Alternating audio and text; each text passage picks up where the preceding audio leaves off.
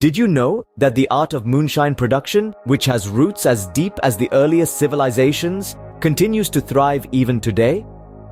This craft, often shrouded in mystery and intrigue, is more than just an illicit hobby. It's a testament to human ingenuity and resourcefulness.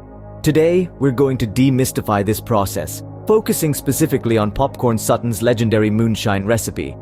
First, gather the ingredients. You'll need 20 pounds of sugar, 25 pounds of coarse ground white cornmeal, and 100 gallons of water. You'll also need yeast, making sure it's distiller's yeast is crucial, and malt, preferably rye malt. Begin by boiling the water. Once it hits a rolling boil, slowly add in the cornmeal, stirring continuously to prevent clumping. Keep the mixture at a boil until it thickens into a mash. This usually takes around 5 to 10 minutes. Next, add the sugar. Stir the mixture until the sugar dissolves completely, then remove the pot from the heat. Now comes the waiting game. Allow the mixture to cool to room temperature.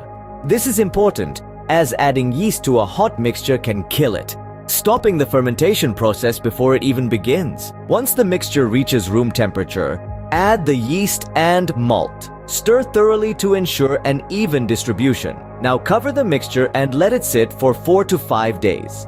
This is the fermentation process, where the yeast consumes the sugar, producing alcohol. After fermentation, it's time for distillation. Transfer the fermented mash into a still, ensuring not to fill it more than 3/4 full to prevent boiling over. Now, apply a gentle heat. As the mash heats, alcohol vapor will rise through the still and condense into liquid form, which is your moonshine. Monitor the temperature closely. It should stay around 173 degrees Fahrenheit, the boiling point of alcohol. As the liquid condenses, collect it in a clean, sterile container. The first few ounces, known as the foreshots, contain impurities and should be discarded. The next part, the heads, also contain impurities but less so. Then comes the hearts, the purest part of the moonshine. Lastly, you'll collect the tails, which contain less alcohol but are still useful for future distillations. In summary, the process of making Popcorn Sutton's moonshine involves a series of steps: preparing a cornmeal and sugar mash, fermenting this mash with yeast and malt, and finally, distilling the fermented mash in a still. It's a process that requires patience, precision, and an appreciation for the craft. Remember, this art is not just about creating a potent drink, but also about honoring a timeless tradition.